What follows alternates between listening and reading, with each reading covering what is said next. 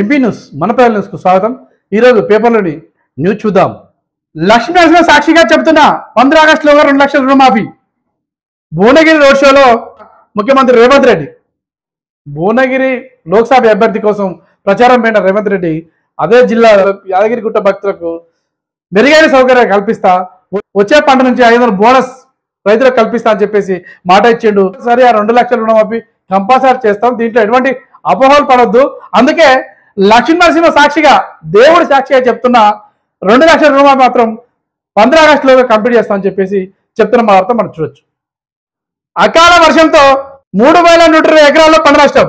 2 రోజుల నుంచి ఈదురు గాలులతో మెరుపులతో వస్తున్న వర్షాలతో పంటకొచ్చిన చేళ్లు, వరి కానీ మొక్కజొన్నలు కానీ పంట నష్టం జరిగింది.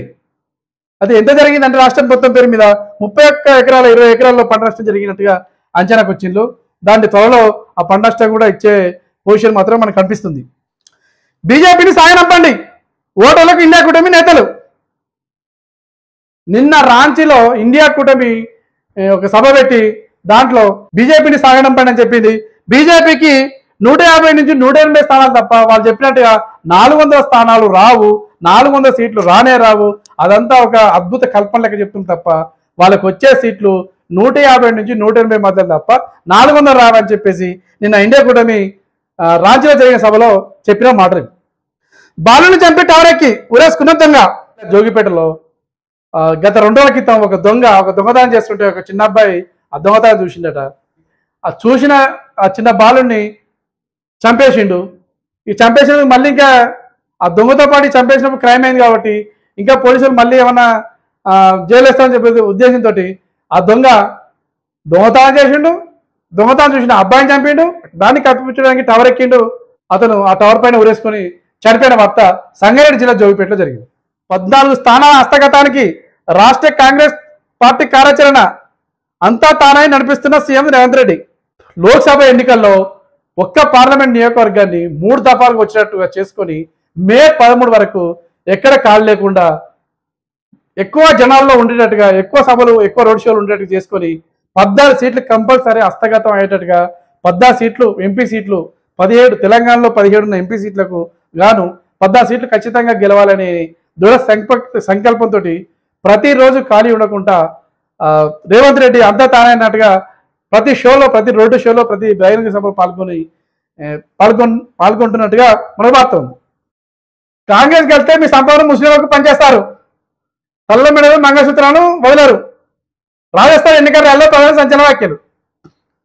ప్రజెంట్ ఉన్న ప్రధాని కాంగ్రెస్ గెలిస్తే ఇండియా సంపద మొత్తం ముస్లింలకు ఇస్తారు, తలల మెడలోని మంగళసూత్రాలు అమ్ముతారని చెప్పేసి చెప్తున్నాడు.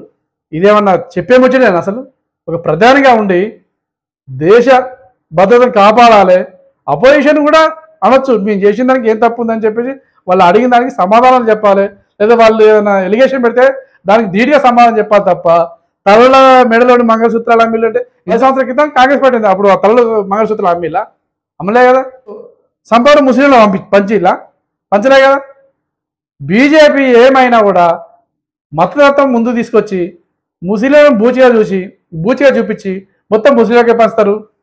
అట్లేం జరగదు. గత 10 సంవత్సరాలు కాంగ్రెస్ ఉంది, అప్పుడు ముస్లింలు మంచలే కదా. మరి ముస్లిం పంచుతాం ఎట్లా చెప్తారు? ఎక్కడైనా ప్రూఫ్ ఉంటే ఇంతకుముందు మంచిలు ఇప్పుడు పంచుతారని చెప్పాలి. ఏ ప్రూఫ్ లేకుండా మాట్లాడి ప్రధాని కాదని చెప్పేసి ఇష్టం మాడితే ఎట్లా అంటది? జనాలు గమనిస్తారు. ఈ 10 సంవత్సరాలు చేసింది ఏంది? మీరు అకౌంట్లో డబ్బులు ఎత్తాల సంగతి వేయలేదు, నల్లధనం తీసుకొస్తాన సంగతి తీయలేదు. ఎవరికి ఓటేయాలో వాళ్ళకు ఈ ఎన్నికల్లో గట్టిగా సమాధానం చెప్తారు. జై భవానీ, ఇందు తొలగించండి, పార్టీకి అన్ని మార్చబోం, ఈసీకి స్పష్టం చేసిన ఉద్ధవ్.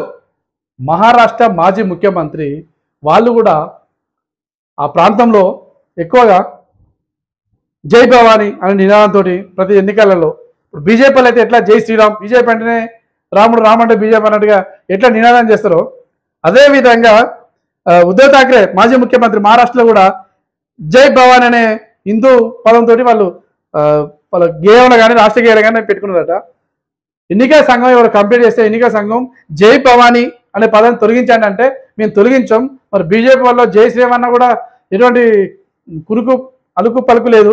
మరి మేము జై భవానీ అంటేనే ఎందుకు మీరు ఆ విధంగా అధ్యతాలు? మేము జై భవాని అనే పదాన్ని తొలగించమని చెప్పేసి కరాఖండిగా ఎన్నికల సంఘం చెప్పిన వార్త మనం చూడొచ్చు. మోదీ పాలనలో రైలు ప్రయాణం ఒక శిక్షే. రైల్వేను కాపాడాలంటే ఆయన గద్దె దించాలి. కిక్కిరిసిన కేరళ ఎక్స్ప్రెస్ వీడియోతో రాహుల్ ట్విస్ట్. రైల్వే వ్యవస్థ మాత్రం మోదీ వచ్చినప్పటి నుంచి అయితే చాలా అధ్వానంగా తయారైపోయింది. ఎట్లా అంటే కేరళ పోవాలన్నా ఎక్కడ పోవాలన్నా కూడా జనరల్ వెనుకొకటి ముందొకటి. దాంట్లో ప్రయాణికులు ఒకరి మీద ఒకరు, లేడీస్ అయితే ఇక చెప్పాల్సిన పని లేదు. బాత్రూమ్ పోవాలన్నా కూడా నడుచుకుంటూ వెళ్ళాలన్నా కూడా నడవని పరిస్థితి. ఎందుకంటే జనం అంతమంది ఉంటారు విపరీతంగా. ఇప్పటి నుంచి కాకినాడ పోర్టేలే గౌతమ్ ఎక్స్ప్రెస్ తీసుకోండి, ప్రతిరోజు నడుస్తుంది డైలీ. జనాభా పెరుగుతుంది, పెరిగిన బదులు ఇంకా జనరల్ బోగిలు పెంచాలి తప్ప 1947లో ఏ విధంగా అయితే అన్ని స్లీపర్ క్లాస్ ఇచ్చి ఏసీ క్లాస్ ఇచ్చి ముందొక భోగి వెనుకొక భోగి జనరల్ ఇచ్చిలో ఇప్పటికి అదే కంటిన్యూ అవుతుంది. మరి జనాలు పెరిగిళ్ళు, జనాలకు అనుకూలంగా ట్రైన్లను పెంచుతాం లేకపోతే జనరల్ బోగిలను పెంచుతాం అనేది సోయి మాత్రం బీజేపీ గవర్నమెంట్కి ఇంతవరకు లేదు. మీరు ఏ ఎక్స్ప్రెస్ని చూడండి, ముందొక భోగి వెనుకొక భోగి. మరి జనాల వంటి పెంచుతామనే ఆలోచన రావాలి కదా, ఇంతవరకు వచ్చిన ఆలోచన లేదు.